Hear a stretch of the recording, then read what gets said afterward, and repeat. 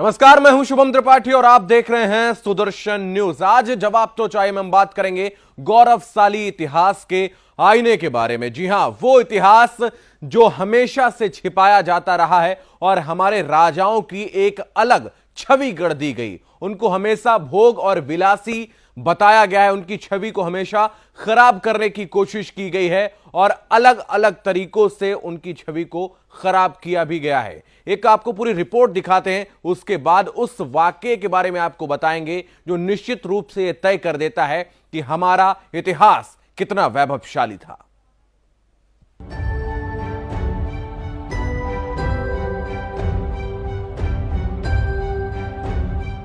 किस नजर से देखते हैं आप अपने ही पूर्वजों को?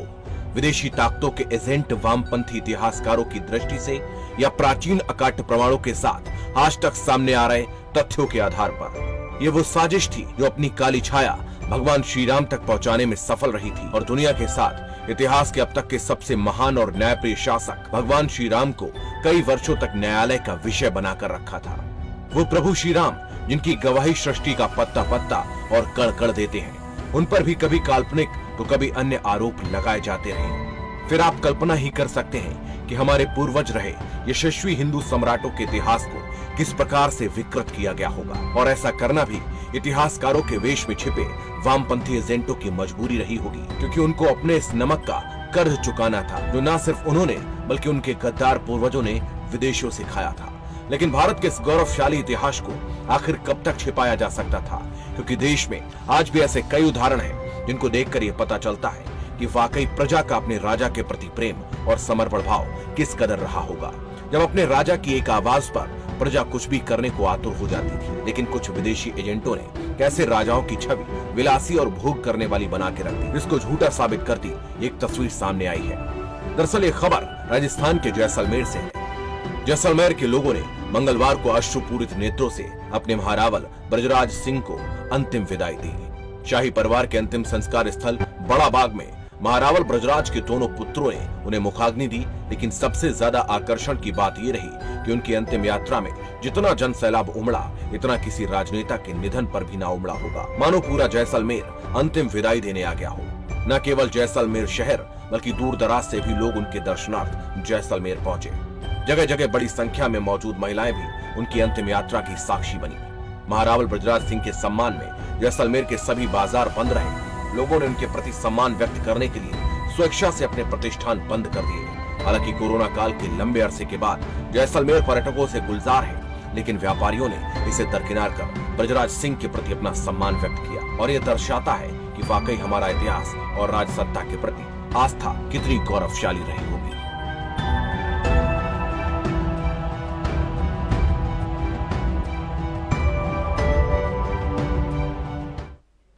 तो गौरवशाली इतिहास का आईना, इसी पर आज हम चर्चा करेंगे और हमारे साथ जो खास मेहमान जुड़ रहे हैं उनसे आपका परिचय करवाते हैं। हमारे साथ राजेंद्र सिंह नरूका जी जुड़ रहे हैं, सामाजिक कार्यकर्ता हैं, उनके पास चलते हैं। राजेंद्र जी, बहुत स्वागत है आपका सुदर्शन न्यूज पर।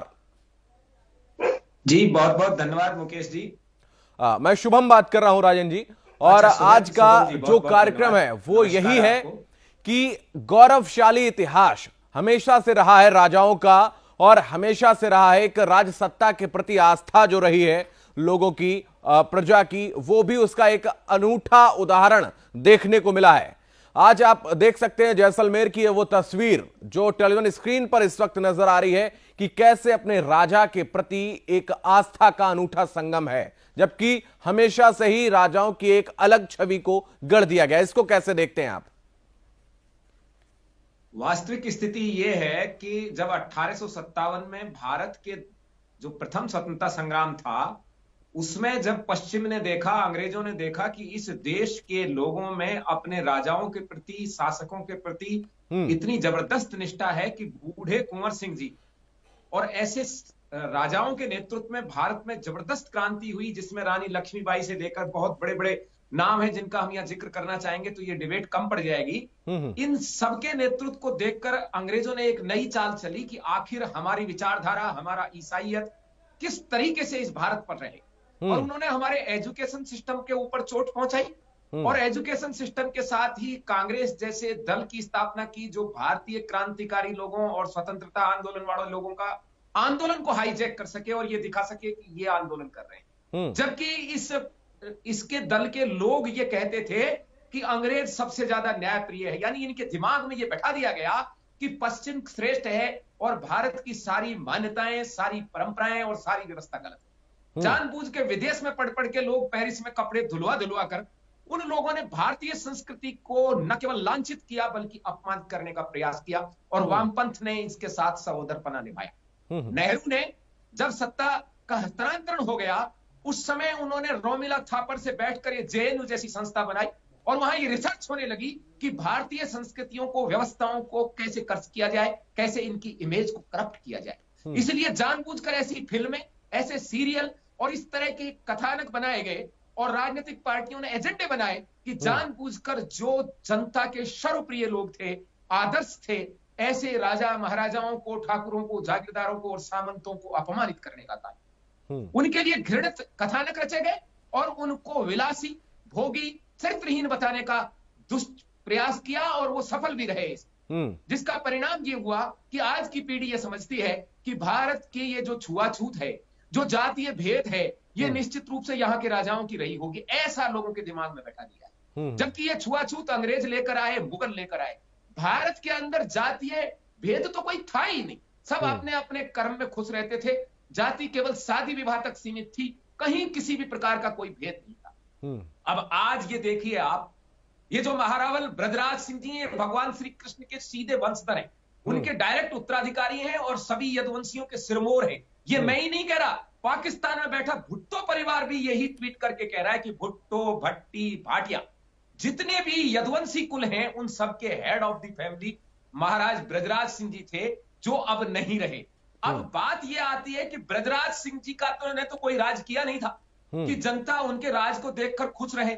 ब्रजराज सिंह जी बहुत ही साधारण व्यक्ति थे, मेरे भी उनसे परिचय था, मुलाकात थी, और गुड़गांव में डीएलएफ में बहुत साधारण से एक घर में सामान्य व्यक्ति की तरह रहा। 1982 में 82 में 82 में उनका कोरोनेशन हुआ, जब लेट महारावल रघुनाथ सिंह जी इस दुनिया से चले गए थे, तब भी ऐसी भीड़ इकट्ठी हुई। लेकिन हो सकता है 1982 में जो लोग 1982 में जो लोग इकट्ठे हुए, उन्होंने महारावल रघुनाथ सिंह जी का शासन देखा होगा, उनका ये देखा होगा कि किस तरह जनता के साथ नहीं, बिल्कुल एक अलग दृश्य राजेंद्र जी यहाँ पर नजर आया। और आज के दौर में जब लगातार राजशाही के ऊपर सवाल खड़े करते हैं लोग, उनको ये इतिहास भी पढ़ना चाहिए, उनको ये देखना चाहिए। और आप देखिए इस वक्त नेपाल में भी वही राजशाही की मांग की जा रही है। वहां भी 10 साल में ही, उससे कम वक्त में ही लोग लोकतंत्र से ऊब गए हैं। ये क्यों, आखिर ये कौन सा कारण है?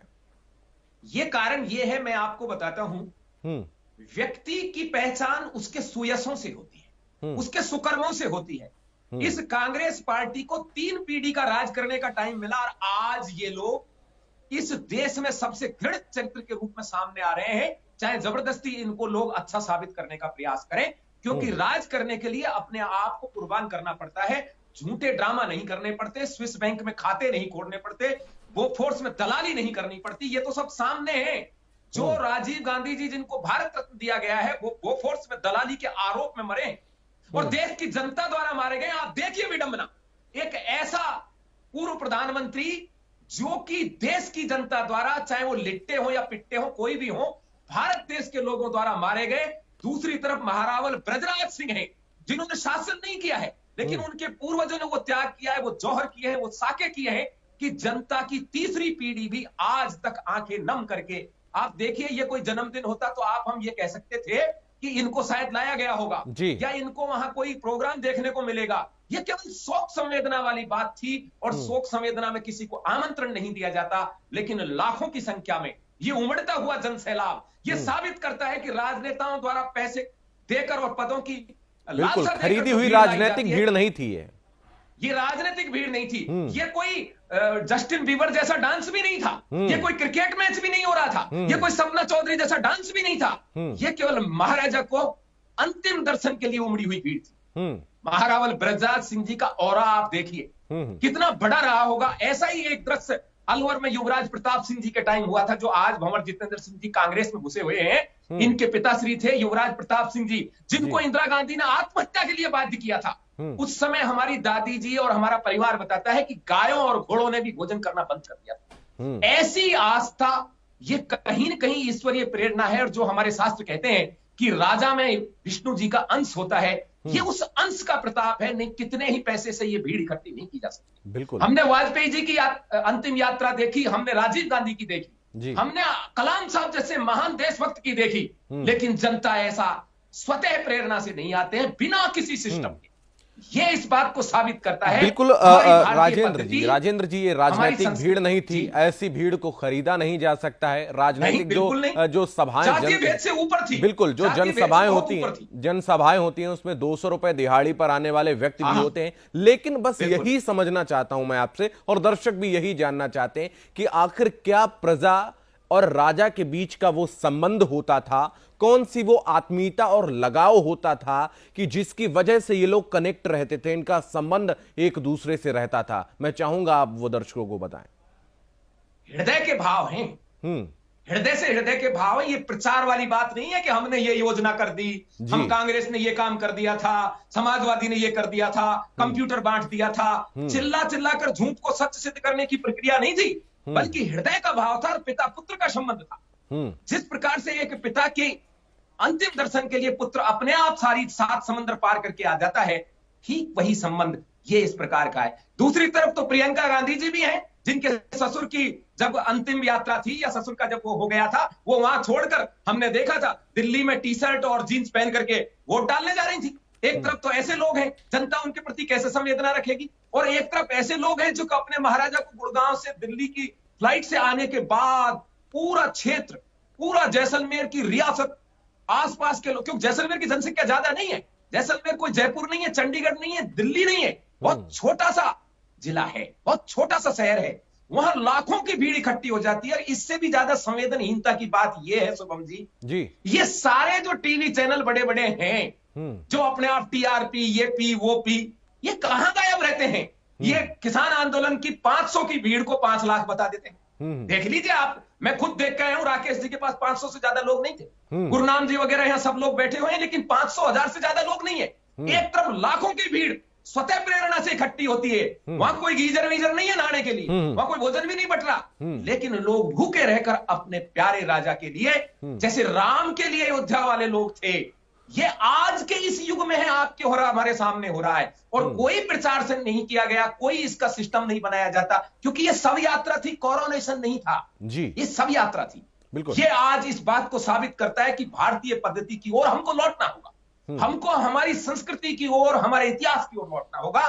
और जुन जौहर और साखों के कारण आज भी ये श्रद्धा है, ये श्री कृष्ण का वो सुयश है। महारावल ब्रजराज सिंह में कृष्ण का अंश है, वो उनके वंशधर हैं। ये उस चीज का सुयश है कि लोग आज वैसे ही खड़े हैं जैसे कन्हैया जी के लिए जब पहले द्वारका में खड़े हुए थे। ये वो प्रताप है जिसको आपको, हमको, सबको समझना होगा, दर्शकों को भी समझना होगा। क्यों बाहुबली जैसी फिल्म सारी इनकी वामपंथी फिल्मों को पीटती है, क्यों रामायण और महाभारत लोग बिल्कुल, ये बिल्कुल ठीक कह रहे हैं राजन जी कि जिस तरीके से एक पूरा ट्रेंड सेट कर दिया गया, बॉलीवुड को भी लगातार प्रभावित किया गया, क्लब और कहीं ना कहीं एक पाश्चात्य संस्कृति का पूरा मिश्रण दिखाया जाता रहा, और लोग उसी को अपना संस्कृति उसको समझते रहे और उसी को आवाहन उसका करते रहे लगातार। लेकिन बाहुबली एक ऐसी फिल्म बनती है जिसने लोगों को जुड़ना सिखाया, लोगों को उनका इतिहास बताया, और उसके बाद से लगातार आप देखिए बॉलीवुड ने भी, साउथ ने उसको ट्रेंड को शुरू किया, बॉलीवुड ने भी उसको अपनाया, और मणिकर्णिका समेत तमाम ऐसी फिल्में आई जब उनको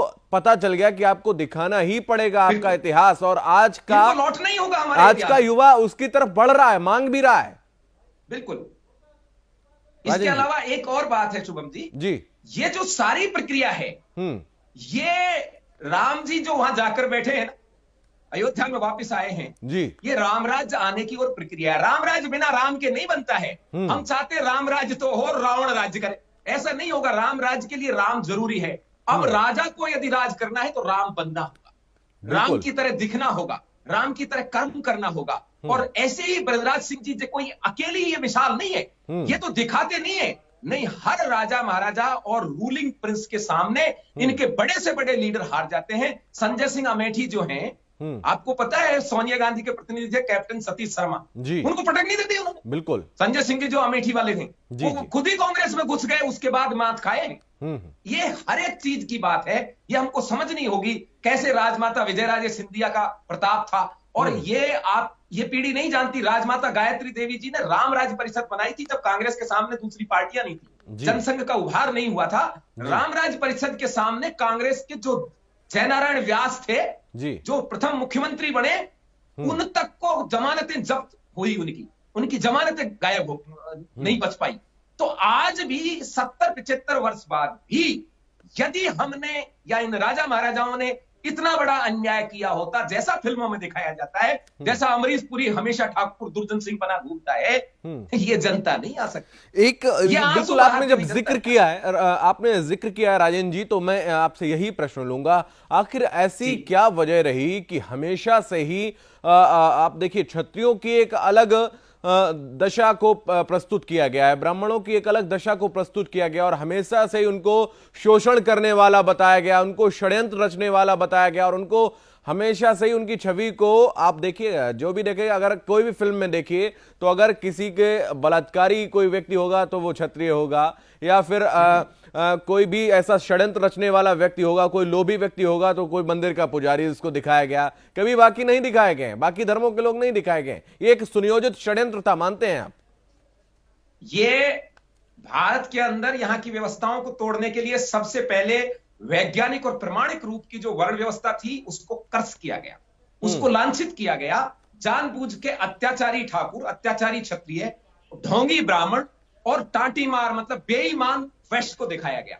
जबकि ये वो समाज है, मैं वैश्य से ही चालू करता हूं आपको, ये वो समाज है कि बहामासार जो बढ़िया होने के बावजूद देश पर आंच आने के बाद अंगरक्षक सेना के सेनापति थे महाराणा प्रताप। और ये वो देश है कि जब ब्राह्मण भी पीछे नहीं रहा इस देश के लिए, चाहे वो चंद्रशेखर आजाद के रूप में हो और चाहे हम पीछे चले जाएं, तो इतने ही राजा महाराजा सारे के सारे उनके साथ ब्राह्मण ने साथ दिया। और क्षत्रिय के बारे में तो ये कितना ही प्रयास कर लें, आज महारावल ब्रजराज सिंह के सामने की अंतिम यात्रा ये सिद्ध करती है कि क्षत्रिय ने इस देश के लिए कुछ दिया होगा। इन्होंने हमारे जो शूद्र वर्ग है, जो हमारी प्राणों से प्रिय प्रजा है, उसको हमारे विरुद्ध ऐसे भड़का दिया जैसे परिवार में छोटे बच्चों को कोई मुखिया के विरुद्ध भड़का देना।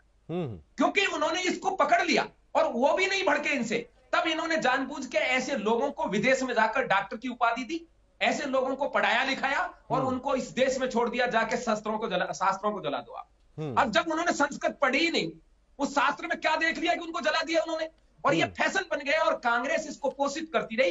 ये ईसाईयत की जड़ है। अब इन्होंने ये इसलिए ऐसा किया था, पहले तो इन्होंने हमारा समाज तोड़ा, हमारी शिक्षा व्यवस्था तोड़ी, हमारा राष्ट्रवाद तोड़ा और बाद में इन्होंने परिवार तोड़ा। आप देखिए, तलाक जैसा शब्द भारतीय संस्कृति में सनातन में कोई है ही नहीं जी। पति पत्नी में बनती नहीं है, एक दूसरे से प्रेम ये कहते हैं कि बनती नहीं, कोई फ्रेंड है क्या, वो मित्र है क्या, नहीं बनती। बिल्कुल, इंग्लिश में डिवोर्स होगा, उर्दू में तलाक होगा, लेकिन हिंदी में कोई शब्द नहीं होगा, कोई शब्द नहीं है। मेरे से एक व्यक्ति ने पूछा, साहब उनका तलाक हो गया, अब उनका क्या करें? मैंने कहा भाई निकाह किया होगा तो तलाक हो गया होगा, अब उनका हलाला करवा लो और क्या करोगे आप? भाई निकाह का ही, जिसका निकाह होगा उसका तलाक होता है, जिसका विवाह होता है वो। राजेंद्र जी, वापस आता हूं आपके पास। हमारे साथ रविंद्र भाटी साहब जुड़ रहे हैं, छात्र संघ अध्यक्ष भी रहे और सामाजिक कार्यकर्ता, उनके पास आएंगे। भाटी जी, बहुत स्वागत है आपका सुदर्शन न्यूज पर। बहुत बहुत धन्यवाद साहब। मेरा प्रश्न आपसे यही है, आज आप देखिए जो तस्वीर टेलीविजन स्क्रीन पर इस वक्त हम दिखा रहे हैं, आप भी देख रहे हैं कि कैसे रावल साहब के निधन के बाद पूरे जैसलमेर का एक, हम कहेंगे, हर एक घर से हर एक व्यक्ति सड़क पर नजर आ रहा है। ये एक अलग ही अनूठा संगम दिख रहा है। ये कोई राजनीतिक भीड़ नहीं, ये कोई खरीदी हुई भीड़ नहीं। आखिर आज के वर्तमान समय में जब लोग द्वेष लगातार एक दूसरे से पालते हैं, एक दूसरे से लालच के द्वारा ही संबंध रखते हैं, ऐसे में आज ये समर्पण भाव आखिर जो नजर आ रहा है, क्या वजह है इसकी?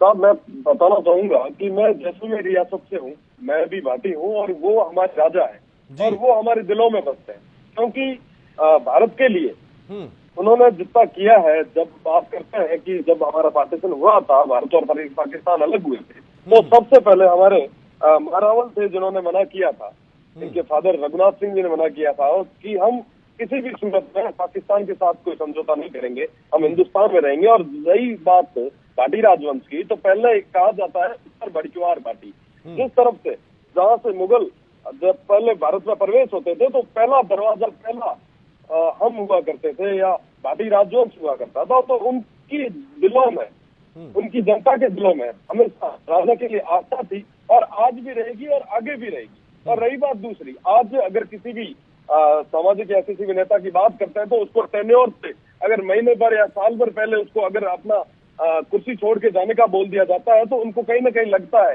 कि हमारे साथ अत्याचार हुआ है। पर सब एक देखने की बात है कि इन्होंने इतने साल तक एक प्रॉपर तरीके से शासन करने के बाद भी जब बात आई कि अपने सियासन को त्यागने की, अपने सियासन को जनता को समर्पित करने की, लोकतंत्र की, तो इन्होंने हंसते हंसते सब कुछ अपनी जनता के नाम कर दिया। इतना बड़ा समर्पण भाव आज के समय में कोई किसी के अंदर मुझे नहीं लगता कि हो सकता है। और ये इनकी वीरता और इनको आज के समय में, जैसे कि मैं आपको बताना चाहूंगा कि मैं विश्वविद्यालय से हूँ, विश्वविद्यालय के अंदर जैसे ही आते हैं तो राजनीतिक पार्टियां अपनी ताकत बनाने के लिए जातिवाद का जहर घोलते हैं। पर मैं बताना चाहूंगा कि जब प्रजातंत्र था तब वो 36 कौम को एक साथ लेकर चलते थे, हर एक तबका उनके साथ चलता था। आज कहीं ना कहीं वोट बैंक की राजनीति के लिए सबको अलग अलग किया जा रहा है। उनके अंदर एक कहीं ना कहीं खाई जो बीच में हर वर्ण के बीच में, हर जाति के बीच में खोदी जा रही है, ये वाकई शर्मनाक है। और ये जो भीड़ है ये किसी पैसों से नहीं आई, बिल्कुल उनके अंदर सच्चे दिल से आस्था थी, अपने राजा को लेकर आस्था थी और उनके लिए ये सब लामबंद है। और आगे भी और उसी आस्था का ये उदाहरण सबके सामने आज पूरा देश देख रहा है, लेकिन तथाकथित सेकुलर मीडिया इसको नहीं दिखाए। राजेंद्र जी, आपके पास आऊंगा। अंतिम प्रश्न आपसे मेरा यही है कि जब देश स्वतंत्र हुआ तो तमाम रियासतें जो है वो मिलकर आई और एक देश बना, सबने एक सर्वस्व अपना हम कहेंगे दान दे दिया, तो ये कहना भी अतिशयोक्ति नहीं होगा, राजाओं ने। और जब सरकार के पास उसके कोष में कुछ भी नहीं था तो राजाओं ने ही एक पूरा अपने तमाम रियासतों का जो धन है वो एकत्रित करके सरकार को दिया देश को चलाने के लिए, क्योंकि उस वक्त कोष खाली था।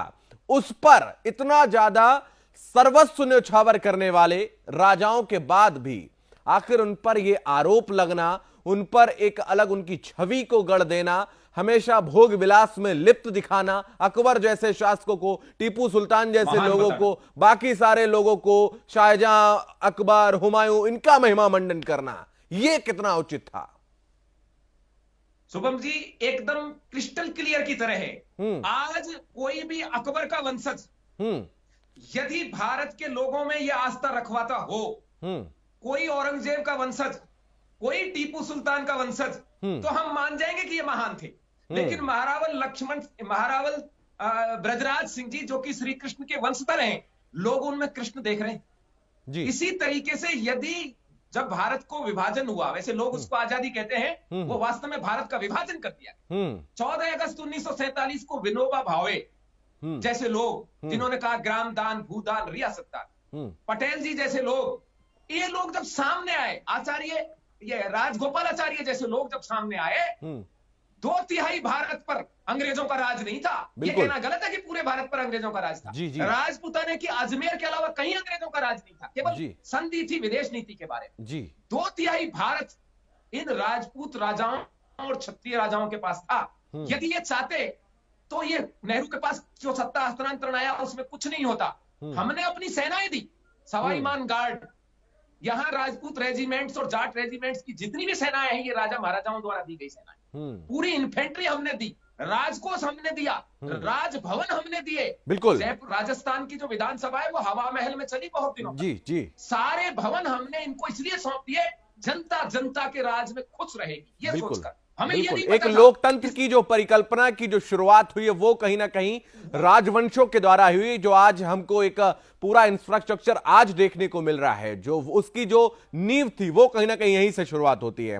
बहुत धन्यवाद राजेंद्र जी, आप दोनों का हमारे साथ जुड़ने के लिए, आज इस खास कार्यक्रम में विस्तार से एक एक बात को बताने के लिए बहुत धन्यवाद। तो गौरवशाली इतिहास का आईना हमने उनको दिखाया, उनको देखना चाहिए जो हमेशा से राजाओं के ऊपर एक कलंक का टीका लगाने की कोशिश करते थे। राजाओं को हमेशा से ही वो अलग दिखाने की कोशिश करते थे, उनकी छवि को भोग विलासी दिखाते थे। लेकिन उन्होंने महान किसको दिखाया? अकबर को महान दिखाया, औरंगजेब को महान दिखाया, हुमायूं को महान दिखाया, बाबर जैसे दुर्दांत अपराधियों को महान दिखाया, क्योंकि उन्होंने उनको एक कह सकते हैं उनका नमक खाया था और उस नमक की हलाली उन लोगों ने की और हमेशा से भारत के लिए एक अलग छवि को गढ़ने का काम किया। लेकिन सुदर्शन न्यूज ने यह बीड़ा उठाया और हर सच को आपके सामने लाएगा। देश का वो सच जो कोई नहीं दिखाता, तथाकथित सिलेक्टिव सेकुलर मीडिया नहीं दिखाती, वो हम आपको दिखाते हैं। इस खास कार्यक्रम में फिलहाल इतना ही। देश और दुनिया की तमाम महत्वपूर्ण खबरों के लिए आप लगातार बने रहिए सुदर्शन न्यूज के साथ। जय हिंद।